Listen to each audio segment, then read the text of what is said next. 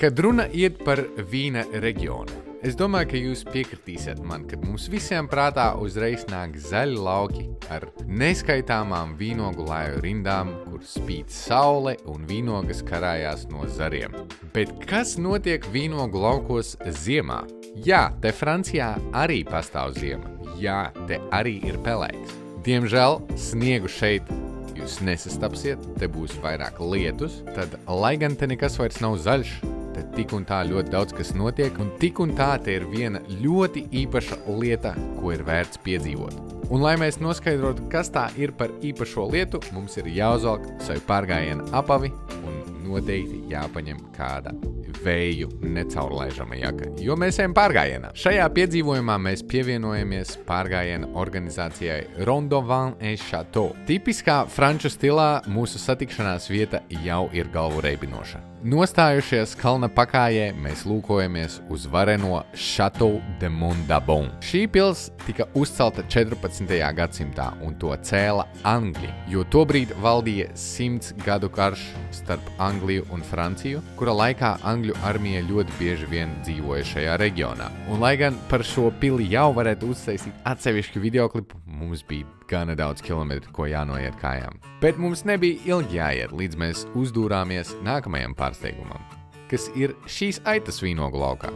Kādēļ tas ir pārsteigums? Tādēļ, kad nedz pavasarī, nedz vasarā, nedz rudenī jūs neredzēsiet aitas vīnogu laukos. Ja jūs tās redzēsiet vīnogu laukos, tad vīna darītājs ir iebraucis auzās, jo tajā laukā nebūs nekas palicis no kā pagatavot vīnu. Bet tagad ziemā aitas pilda ļoti nepieciešamu funkciju. Es nopļauju visas zālājus, tajā pašā laikā mēslojot zemi. Un šis mēslojums ir ļoti nepieciešams nākamajai sezonai.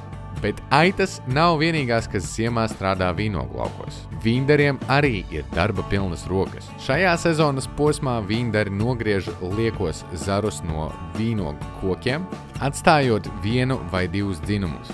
Šie dzinumi pēc 9 mēnešiem atnesīs jauno ražu. Un ziniet, ko viņi dara ar šiem nogrieztajiem zariem? Tos izmanto, lai ceptu gaļu, jo Francijā nekas netiek izšķērdēts. Un tas ir kaut kas, ko mums visiem būtu jāpamācās. Bordeaux reģions var būt ļoti dinamisks. Mēs šķērsojām vīnogu laukus, izbridām cauri mežiem, kāpām pāri upēm. Bet kur tieši mēs dodamies? Mūsu galamērķis ir Château Puy Fromage. Un ja kāds no jums, kurš varbūt ir dzirdējis vārdu fromage, domā, tas ir kaut kas saistīts ar sieru, tur gan, diemžēl, jums šoreiz nebūs taisnība. Šīs vīna darītavas nosaukums nāk no viņu saudabīgās vēstures. Château Puy Fromage atrodas 85 metru augstumā virs jūras līmeņa, kas ir otrais augstākais punkts Bordeaux reģionā. Viduslaikos 100 gadu kara laikā Angļi bieži vien šo kalnu izmantoja kā pozīciju, no kuras sūtīt koordinēšanas signālus. Tie bieži vien kliedza from edge, kas latviešu valodā nozīmē no stūra. Tad, kad Franči atguva savu zemi un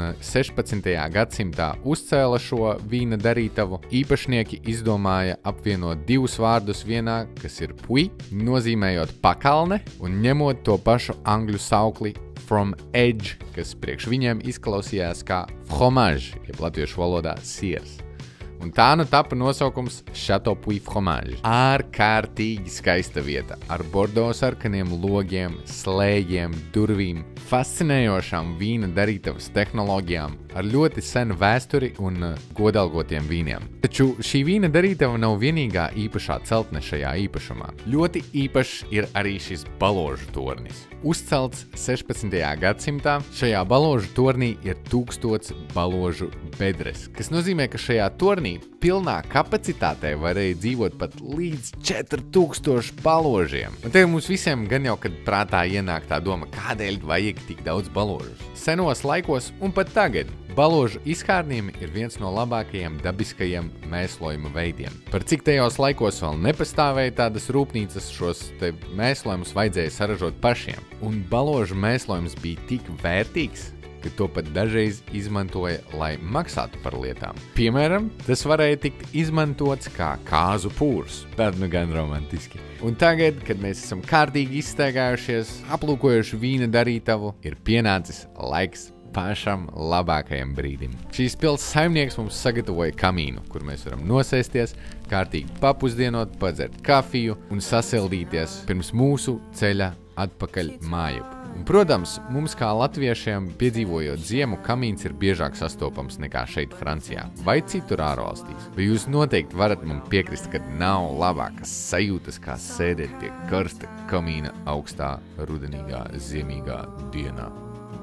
Čau, čau! Mani sauc Jorens, es dzīvoju Bordo reģionā Francijā, šobrīd strādāju vīna industrijā, un ja tev patika šis videoklips, mums vēl ir ļoti daudz vīna darītavas, ko apskatīt. Bordo reģionā ir 8,500 vīna darītavu. Paraksties uz kanālu, ja tu gribi redzēt vēl. Paldies, ka skatījies. Atā!